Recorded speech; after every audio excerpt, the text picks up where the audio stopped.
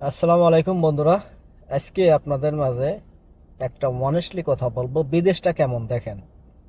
আমার নিজের ভাই 5 বছর হয়েছে অলমোস্ট পাসপোর্ট তৈরি করে রেখেছে বিদেশে আসার জন্য।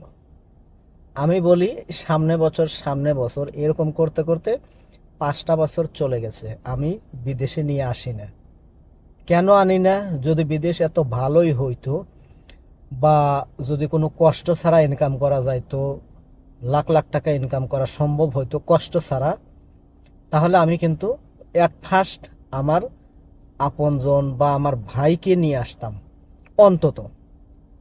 আমি এসেছি, আমি চাই না যে কেউ আসুক। কারণ হলো বিদেশ অনেক বাস্তবতা বা অনেক কঠিন।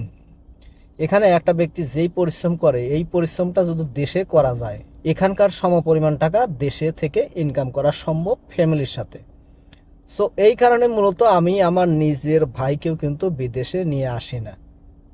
এবং এই কারণে দেখা যায় যে আমার ভাই, ভাবি বা পিতা মাতাও কিন্তু রাগারাগি করে যে একা একা বিদেশ আছে, বড় ভাইকে বিদেশ নিচ্ছে না, বা ছোট ভাই আছে তাকে বিদেশ নিচ্ছে না। কেন আনি না, কি জন্য আনি না, এটা শুধু আমিই জানি।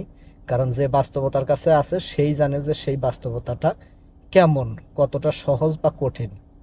তো বিদেশে যারা আসতে চাচ্ছেন, জাস্ট এটা আমার জাস্ট উদাহরণ আর কি।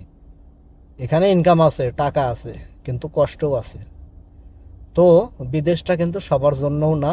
এখানে যদি ভালো কোয়ালিফিকেশন থাকে, এক্সপিরিয়েন্স থাকে, ওকে, তাহলে ওয়েলকাম, চলে আসতে পারেন। কোনো এক্সপিরিয়েন্স না থাকলে, ভালো কোয়ালিফিকেশন না থাকলে বিদেশটা আসলে তাদের জন্য না। ঠিক আছে, এটা আমার লাইফের নিজের ব্যক্তিগত মত আমার আপনাদের মাঝে শেয়ার করলাম। ধন্যবাদ সবাইকে।